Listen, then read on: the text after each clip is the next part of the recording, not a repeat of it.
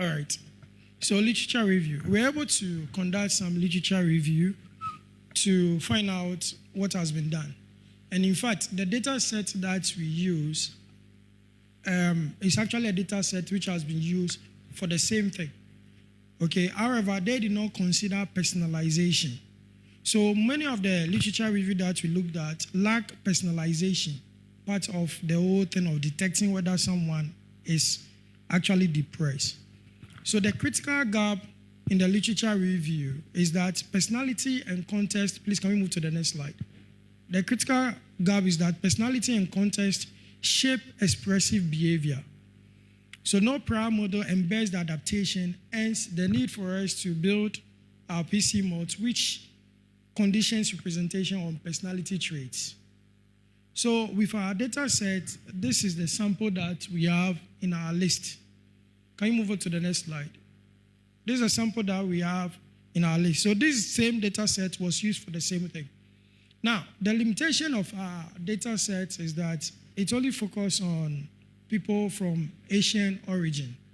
We couldn't get other data sets in order for us to claim generalization of our work.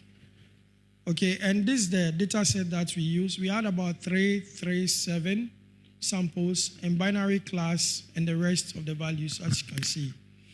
Now, as I already mentioned, this same data set was used for a similar thing. The only issue was that they did not consider personalization.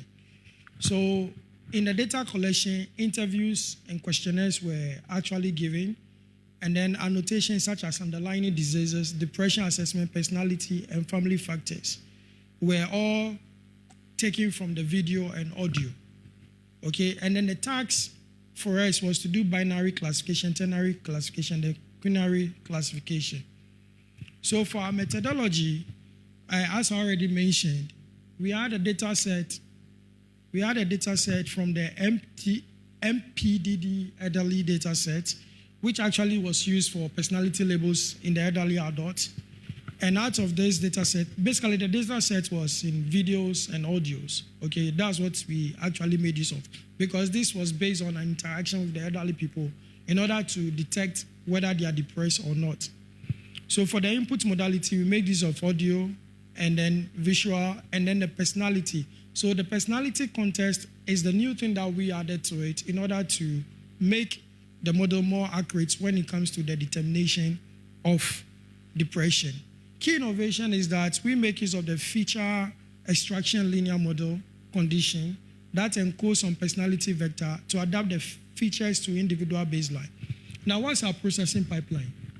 So we went through segmentation, feature extraction, personality condition using the film, that is to extract the features that we need in the linear modeling manner, cross-modal attention, and then MIL fishing. Then based on that, we're able to go for a clinical prediction to determine the form of depression that is there. So typically, this is the way we went about with our data set. So our data set was split along this line. Okay, so the data split distribution is what you can see in this chart. Then we also look at disease categorization. We also look at financial stress distribution, because these are factors that can cause one to be depressed. Okay, and then we also look at depression severity distribution, where we make use of the training data. Now, this is our system architecture. In our system architecture, we made use of audio sequence, video sequence. Now, this audio and video sequence were coming from the MPDD data, which was actually made already when it comes to determining depression among elderly people. But we added the persona and then the psychometrics, okay, in conjunction with these things. And then based on the processing, we developed and then we came across what's called a cross-modal attention, and then we fuse it into what's called a common representation, then attention-based pooling. Then based on that, we use the prediction head.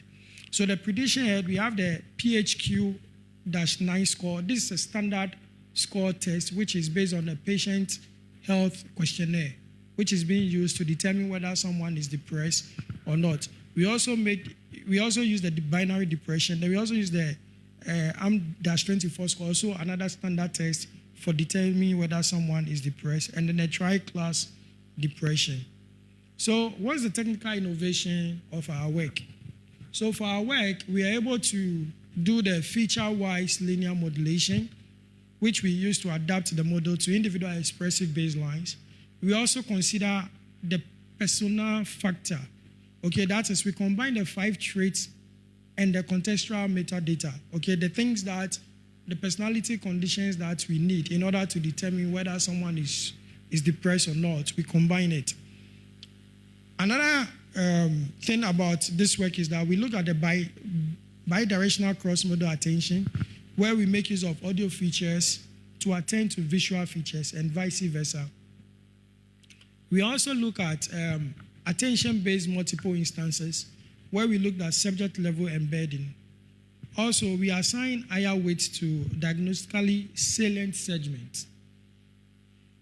Compact and efficient architecture, we move on to look at 2.1 million parameters, okay, and we look at 50 millisecond inference time per clip, because these are videos that we feed into the system to understand how it works.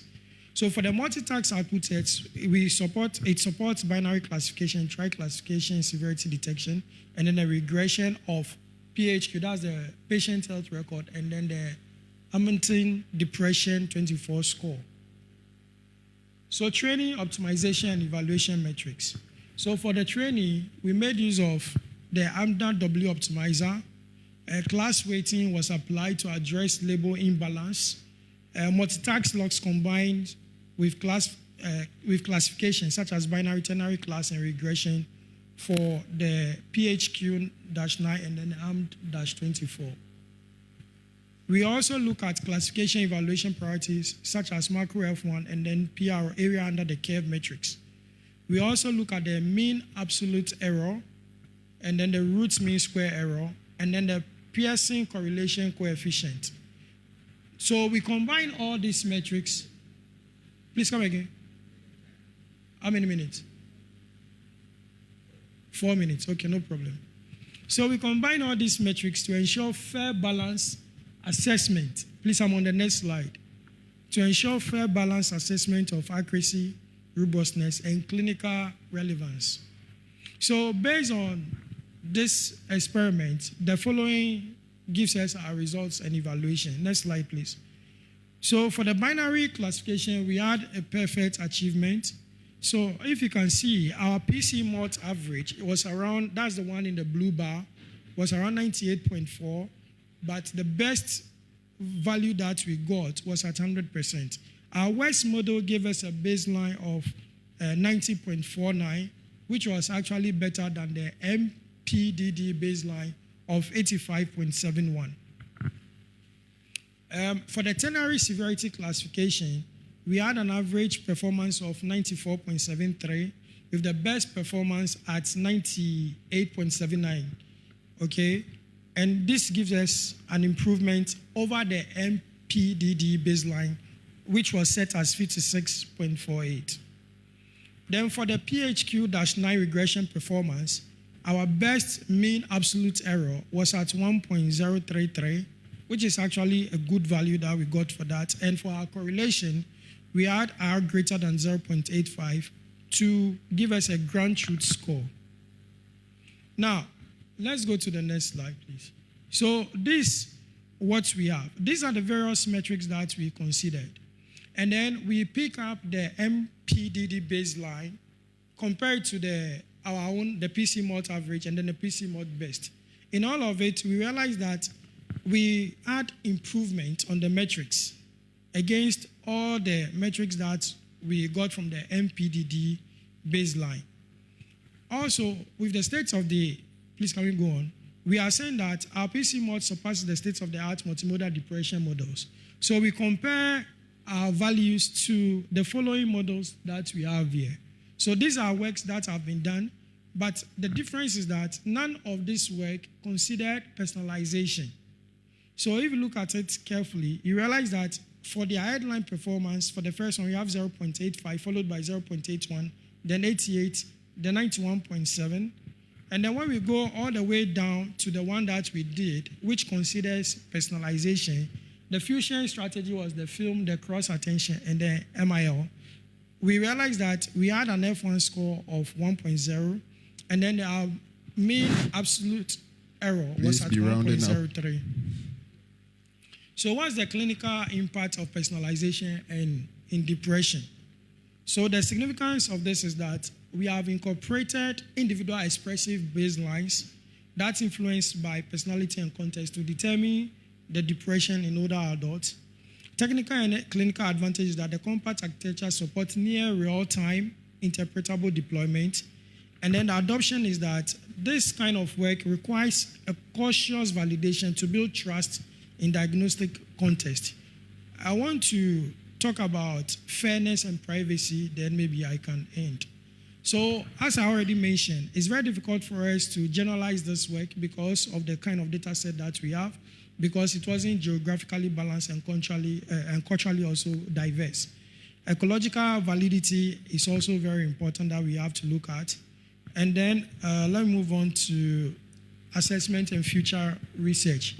So for a future research, we want to look at a cross-cultural and linguistic generalization for a wider applicability, adapt to diverse lifespan stages in real-world deployment challenges, integrate fairness, aware training, and explainability to enhance trust and equity, and then link PC MulT with a broader digital healthcare ecosystem for holistic care. Thank you. Thank you so much, Mr. Ajete, for that wonderful presentation.